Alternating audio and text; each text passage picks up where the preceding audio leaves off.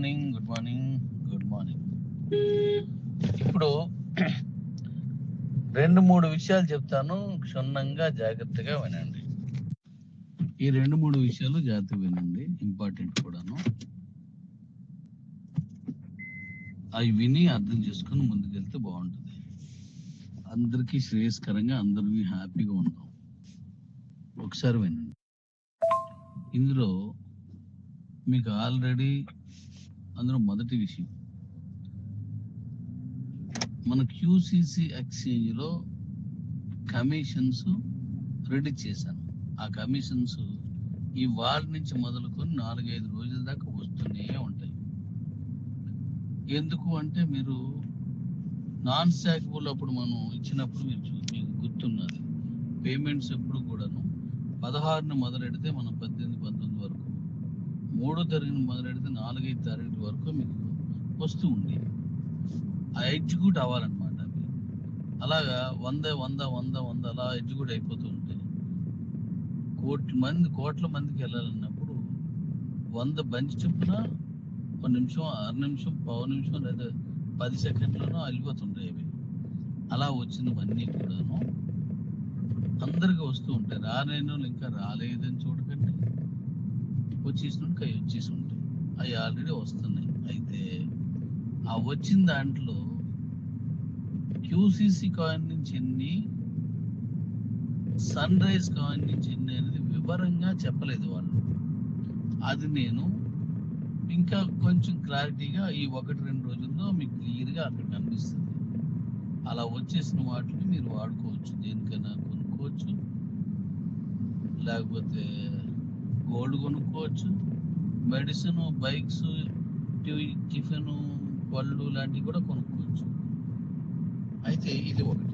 అయితే ఇక్కడ ఇంకో విషయం ఏంటంటే, ఒకరు అంటే నాకు అదే తక్కువ వచ్చేటి, ఇంత పెద్ద మార్కెట్ జరిగింది, 200-300 కోట్ల దగ్గర బిజినెస్ అయిపోయింది, మరి అలాంటప్పుడు నాకు తక్కువ వచ్చింది ఏంటి అని మీరు కొంతమందికి డౌట్ ఉంటుంది. ఆ డౌట్కి సమాధానంగా క్లియర్ సమాధానం నేను చెప్పేది ఏంటంటే, మనం ఎప్పుడైతే మెయిల్ తోటి క్రియేట్ చేసుకోవడం కాబట్టి, ఒకరి కిందని వాళ్ళే వేరే వేరే డమ్మీ పేర్లు వేసుకొని, కుటుంబ సభ్యులు వేసేసుకొని, అసలు మెయిలే డమ్మీ మెయిల్ పెట్టుకొని, మెయిల్ లేకుండానే బస్ వెళ్ళిపోతుంది .com, కార్ వస్తుంది .com, బండి ఎగిరిపోయింది .com, ఇలాగ అనమాట, తార్ రోడ్డు .com, ఇలాగ ఏదో పేరు పెట్టి వాటితో కూడా జాయిన్ అయిపోయారు.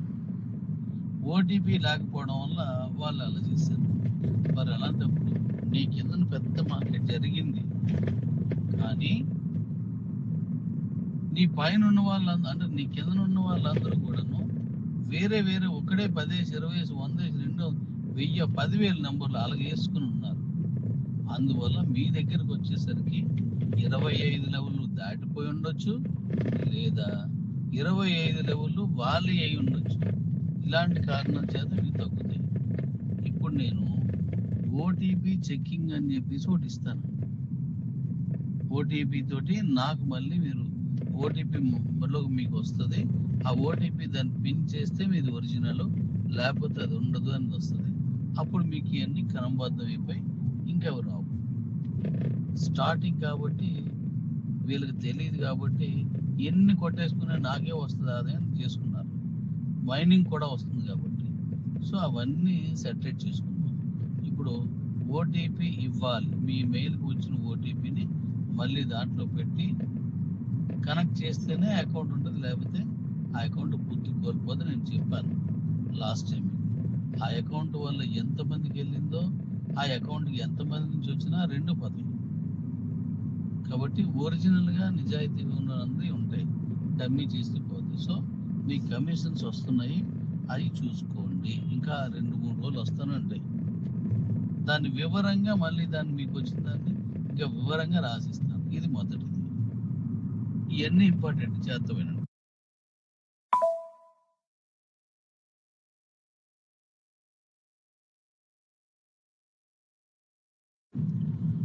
ఇక రెండవది ఏంటంటే, మీరు QCC కాయిన్ కొనుక్కున్నప్పుడు లేదా అమ్మినప్పుడు సన్ రైజ్ కాయిన్ అమ్మినప్పుడు లేదా సన్ రైజ్ కాయిన్ అమ్మినప్పుడు, కొన్నప్పుడు లేదా అమ్మినప్పుడు మీకు 0.5% అంటే నువ్వు 100 రూపాయలకి ₹0.5,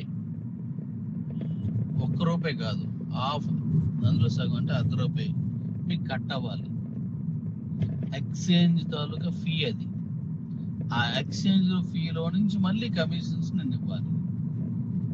అయితే ఇంతవరకు ఎక్స్చేంజ్ ఫీ ఎవరికి కట్ చేయలేదు. అందుకని మీ దగ్గర ఉన్నటువంటి కాయిన్ లేదంటే ఐఎస్డిటి లేదా యుఎస్డిటి అనేది మీరు ఎంతైతే ఇంతవరకు మార్కెట్ చేశారో దాన్ని కట్ చేసి ఉన్నాను. దాన్ని కూడా ఇంకా ఒక సిస్టమేటిక్కి తీసుకెళ్తాను. అంటే మీకు ఇంకా క్లియర్గా అర్థమైందని ఇక మీదటి నుంచి ఈ నెక్స్ట్ మంత్ నుంచి మీరు కొనుక్కున్న వెంటనే లేదా మీరు అమ్మిన వెంటనే కట్ అయిపోయినా పెడుతున్నాను. ఎందుకంటే ఒక్కొక్కటి చేసుకెళ్తున్నాను. ప్రతిదీ జాగ్రత్తగా చేసుకుంటూ వెళ్ళాలి కాబట్టి వెళ్తున్నాను. కాబట్టి ఈ విషయాన్ని కూడా గుర్తించండి. ఎందుకు మీ కాయిన్స్లో చిన్న ముక్క తగ్గింది, నా దగ్గర ఉన్న ఐఎస్డిటి కొంత తగ్గిపోయింది అనేది కొంత మీకు తెలుస్తుంది. నేను కొనుక్కున్నప్పుడు ఉన్న దాంట్లో చిన్నది డాడీ నాకు ఫోన్ చేసి చెప్పారు, మెసేజ్ కూడా చెప్పారు. అలాగే మన రాంకిషన్ కూడా నాకు ఉదయాన్నే కాల్ చేశాడు. అయితే అది ఎందుకు కట్ అయిందంటే మీ దగ్గర డబ్బులు లేనప్పుడు కాయిన్ కట్ అయిపోతుంది అనమాట.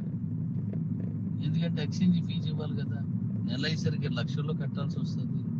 మన సర్వర్కి కట్టాలి, రకరకాల సాఫ్ట్వేర్లు కొనాలి, ఇలాంటి మెయింటెనెన్స్ ఎన్నో ఉంటాయి, మెసేజ్లు కట్టాలి, అవన్నీ ఉంటాయి కదా. అందుకని అందరు ఎక్స్చేంజ్ లాగే మన ఎక్స్చేంజ్ కూడా 0.50% మాత్రమే తీసుకుంటుంది. ఆ ఫీజుని ఒక్కసారిగా మీ దగ్గర తీసుకుండొచ్చు, అందువల్ల మీకు తగ్గుతుంది. Thank you. ఇంకా మూడో విషయం, లాస్ట్ విషయం, ఇది కొద్ది సీరియస్ మ్యాటర్.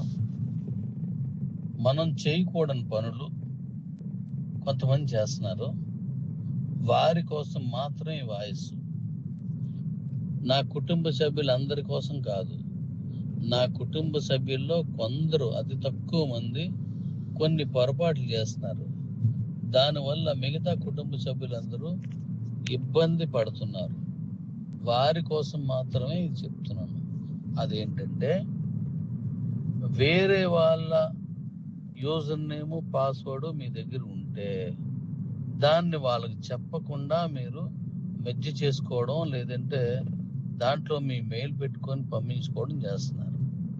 ఇది ఒకటి. ఇక రెండవది ఏంటంటే, నేను మీకు మెర్జ్ చేసి పెడతాను, లేదా నాకు మెర్జ్ చేసుకోవడం రాదు, మీరు సహాయం చేసి పెట్టండి, లేదా మీకు నేనే అమ్మాను కాబట్టి, నాకు మీరే అమ్మారు కాబట్టి మీ దగ్గరే యూజర్ నేమ్ పాస్వర్డ్ ఉన్నది. ఇలాంటి ఆప్షన్స్లో, ఈ పరిస్థితుల్లో వాళ్ళ అకౌంట్స్ని వీళ్ళు సొంతానికి మెర్జ్ చేసేసుకుంటున్నారు.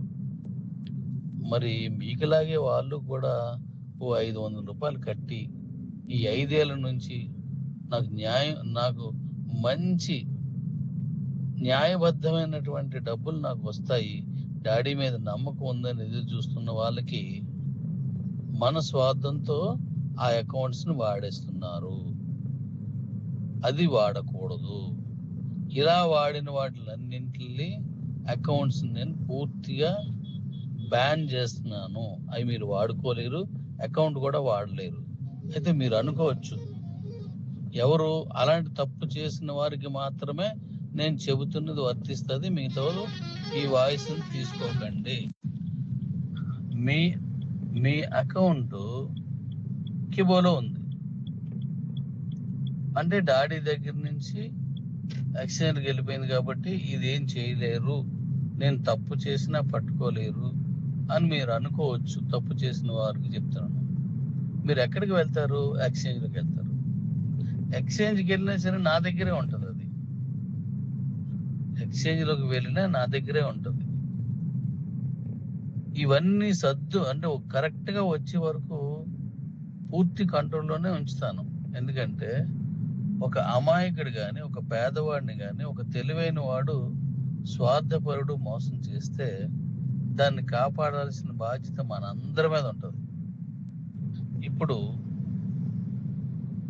మన విజయలక్ష్మిది 741 అకౌంట్ ఉదాహరణకి చెప్తున్నాను. ఇలాంటి చాలా కొన్ని ఉన్నాయి, వాళ్ళందరికీ మనం చెప్పలేం కాబట్టి ఒకదాన్ని చెప్తున్నాను.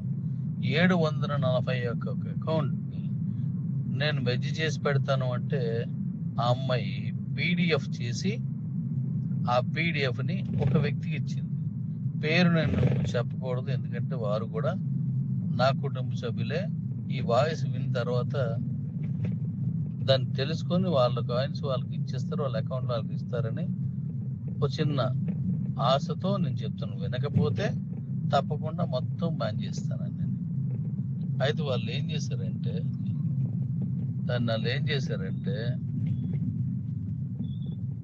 ఆ అకౌంట్స్ అన్ని తను మెర్జ్ చేసుకున్నారనమాట. తను కొన్ని అకౌంట్లకి మెర్జ్ చేసుకున్నారు, వేరే అకౌంట్లు. అంటే తన అకౌంట్లో చేసుకోకుండా వేరే అకౌంట్లో చేయడం, తన అకౌంట్లో చేయడం, అలా చేశారు. మరి 741 అకౌంట్ అంటే ఒక్కొక్క అకౌంట్లో ఒక్కొక్క క్యూసీసీ కాయిన్ వాల్యూ ఈరోజు 3 లక్షలే అనుకోండి. అంటే ఎంత?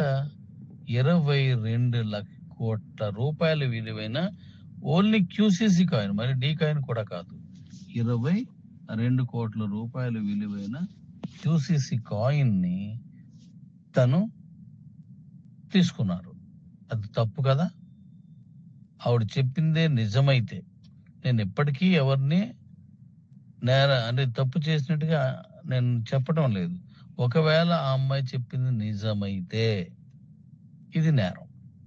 మరి ఇలాంటి నేరం చేసిన వాళ్ళని ఎవరైనా సరే నేను వాళ్ళ అకౌంట్ క్లోజ్ చేయడం కరెక్టా కాదో మీరే చూడండి. నేనైతే దీంట్లో రాజీ పడను, ఎవరు చెప్పినా విన్నాం. ఓకే, అలా వేరే వాళ్ళ అకౌంట్లు తీసుకోకండి. మరి ఇప్పుడు 741 యూసీసీ గాను, మరి డీ కాయిన్స్ 741. తను ఏం చేశారు? ఇది కొద్ది సీరియస్ మ్యాటర్. మెర్జ్ కూపన్ వాడితే ఇంకొకటి ఎక్స్ట్రా వచ్చిందంటే 1482 డీ కాయిన్స్ స్వాప్ చేసుకున్న కాయిన్స్ కాకుండానా. అంటే ఇన్ని కోట్ల రూపాయల విలువైన సెట్ అది. మరి ఈ అమ్మాయి ఆ 700 మందికి లేదా కుటుంబ సభ్యులు కావచ్చు, ఈవిడ తరగతి టీం మెంబర్స్ కావచ్చు, ఎవరైనా కావచ్చు, ఆ 700 మెంబర్స్కి మళ్ళీ తిను ఏం సమాధానం చెప్పాలి? లేదు, తన వాళ్ళయే అనుకుందాం. తన వాళ్ళయే అయినప్పుడు ఆ భవిష్యత్తులో ఇక నా కాయిన్ ఉంది, క్యూసీస్ ఇన్ని ఉన్నాయి, డీ కాయిన్స్ ఇన్ని ఉన్నాయని ఎదురు చూసే ఆ కళ్ళకి, ఆ చిట్టి హృదయానికి ఏం సమాధానం చెప్పాలి మనం? నీ హృదయమైనా ఎవరిదైనా నా దృష్టిలో మీరు పిల్లలు కాబట్టి అది చిన్న చిట్టి హృదయం కిందే నాకు లెక్క.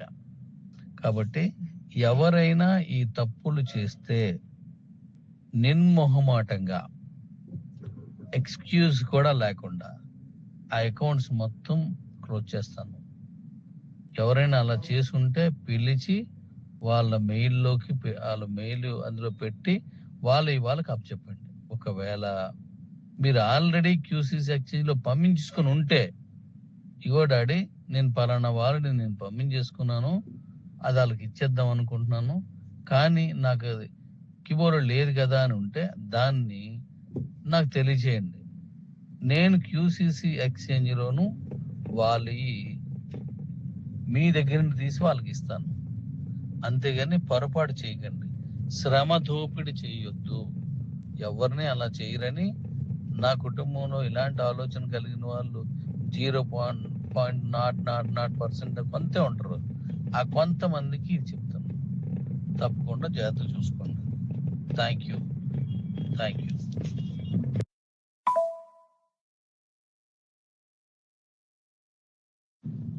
మరొక ముఖ్యమైన విషయం ఏంటంటే మన కుటుంబ సభ్యులందరికీ ఆ పైది అలాంటి తప్పుడు ఆలోచన ఒకవేళ ఉంటే వాళ్ళ కొరకు మాత్రమే చెప్పాను. ఇప్పుడు నేను చెప్తున్నది మన కుటుంబ సభ్యులందరికీ కూడా వర్తిస్తుంది.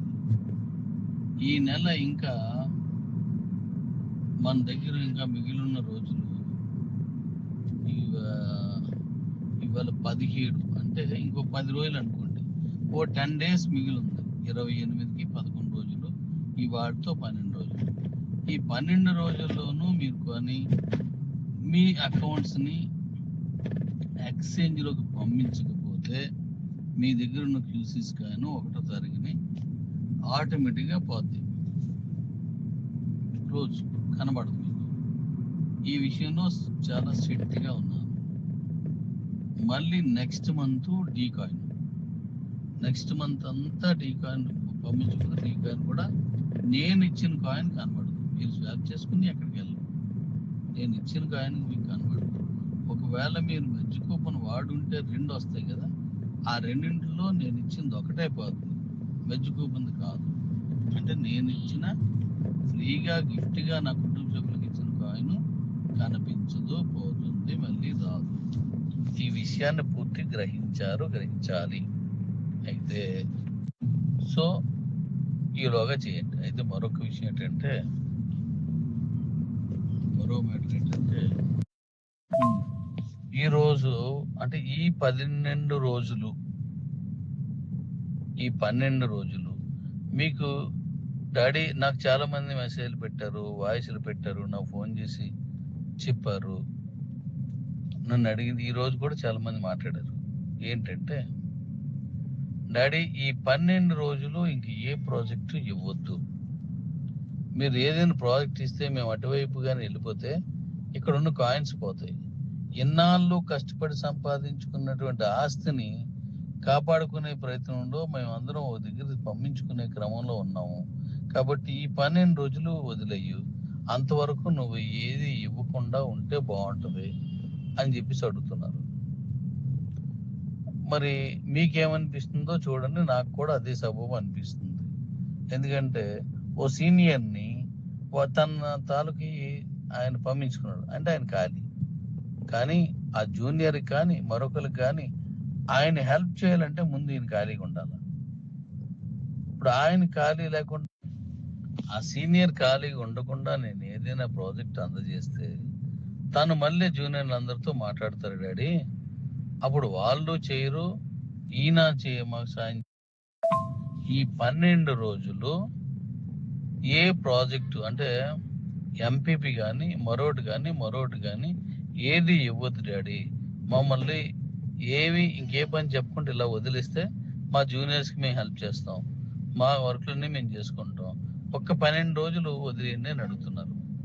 అది కూడా కరెక్టే అనిపించింది నాకు. అందువల్ల 1వ తారీఖు అంటే 2-3 తారీఖుల్లోనే నేను కొత్త ప్రాజెక్ట్ ఇవ్వదలుచుకున్నాను. ఈ 10 రోజులు 12 రోజులు ఎటువంటి ప్రాజెక్ట్ కానీ ఎటువంటి రిఫరల్ కానీ ఏది కూడా నేను ఇవ్వటం లేదు. ఎందుకంటే వాళ్ళు అడిగింది కూడా చాలా ముఖ్యమైనది. 5 ఏళ్ళుగా కష్టపడి సంపాదించుకున్న ఆస్తిని ఒక చోట కంటే కష్టపడి పండించిన ఒక పంటని కోసుకొని దాన్ని తీసుకొచ్చి పొలంలో దాన్ని అంటే పోగేసుకొని దాచుకోవలసిన పంటని సరైన కోతల టైం వరి కోతల టైం లాంటిది ఇప్పుడు మాకు ఇది అనేటువంటి వాళ్ళ భావన. సో కాబట్టి ఈ 12 రోజులు అంటే 3వ తారీఖు వరకు మనం పూర్తిగా ఈ పనులనే ఉందాం. 3వ తారీఖు తర్వాత నేను రిలీజ్ చేస్తాను.